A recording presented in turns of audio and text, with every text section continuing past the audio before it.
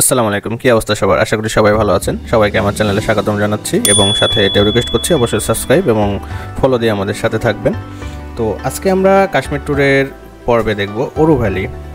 Oru valley সাধারণত cinema এবং বিভিন্ন শুটিং স্পটের জন্য বিখ্যাত, এবং আমরা আজকে যে রুটটাতে যাচ্ছি এই রুটটা শুটিং স্পটগুলোর জন্যই বিখ্যাত। তো আমরা একটা পর্ব করে দেখাবো আপনাদের। আজকে আমরা পেহেলগাম থেকে রওনা দিচ্ছি ওরু ভ্যালি, বেতাব ভ্যালি এবং আপনার চন্দনওয়ারি নামে একটা জায়গা আছে, ওই জায়গার উদ্দেশ্যে।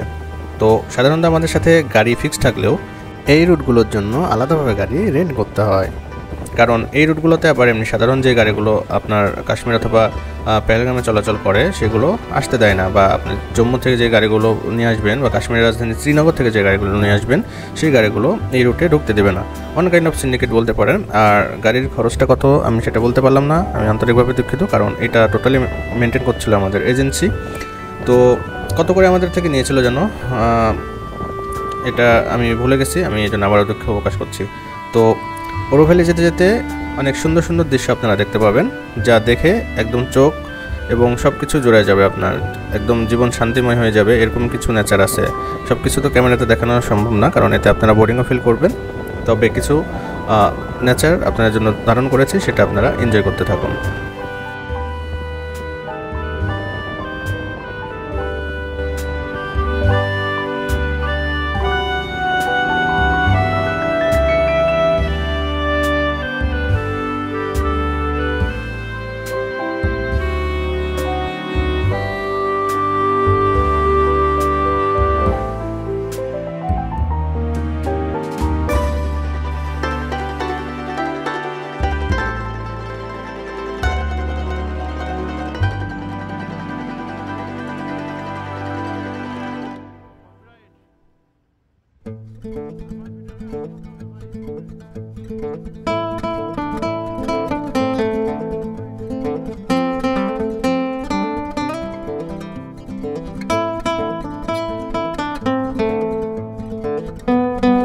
তো আমরা সুন্দর দৃশ্যগুলো উপভোগ করতে করতে ওরু ভ্যালিতে প্রায় চলে আসছি।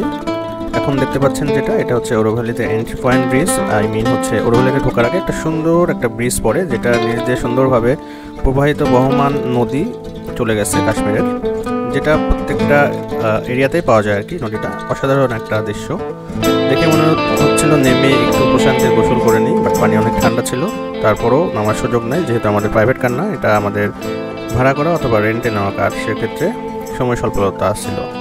তো আমরা ওরু ভ্যালিতে চলে আসছি এখন। এটা হচ্ছে ওরু ভ্যালির গ্যারেজ পয়েন্ট বা এন্ট্রি পয়েন্ট। সো এখানে গ্যারেজ করে কারগুলো পার্কিং করে আমাদের ঢুকে যেতে হবে ওরু ভ্যালির যে মেন এন্ট্রি পয়েন্টগুলোর দিকে। যদিও সময় স্বল্পতার জন্য আমরা পুরোটা করে দেখতে পারি নাই। এটা হচ্ছে ওরু ভ্যালি। এই তো সামনের দৃশ্যগুলো দেখছেন কত সুন্দর। তো এখানে আমরা মোটামুটি 40 মিনিট টাইম পেয়েছি। আমরা যে কার বা গাড়ি ভাড়া করেছি সে 3 ঘন্টা আমাদের ঘোরাবে। সো 3-4 জায়গায় 20 মিনিট করে। সো ওরু ভ্যালির মেন পয়েন্টে আমরা যাচ্ছি।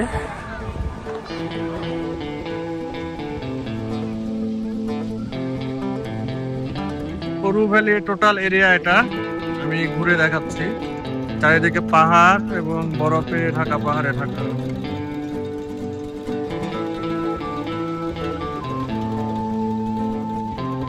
এখানে আমরা ব্রেক নিয়েছি ফ্রুটস খাওয়ার। তো এখানে আমরা মিক্স কিছু ফ্রুট খাবো। নিউট্রিশন দরকার, এনার্জি দরকার আছে। ভাই বলছে এনার্জি দরকার আছে, কারণ এখনো 2-3টা সাইড বাকি আছে ঘোরার। হেলদি খাবার দরকার। তো হেলদি খাবার আসলে দরকার আছে এইগুলো জায়গায়, কারণ দেখা যাচ্ছে অনেকগুলো জায়গা উঁচা নিচা হাঁটাহাঁটি করতে হচ্ছে। তো অনেক সুন্দর জায়গাটা, আসলে সুন্দর।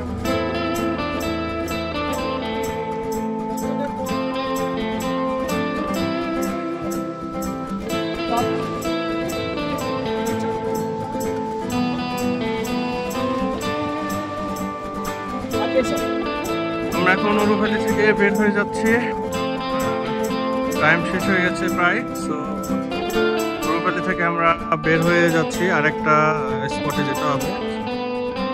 টাইম এখানে 40 মিনিটের মতো ছিল। So let's go. কি অসাধারণ ভিউ।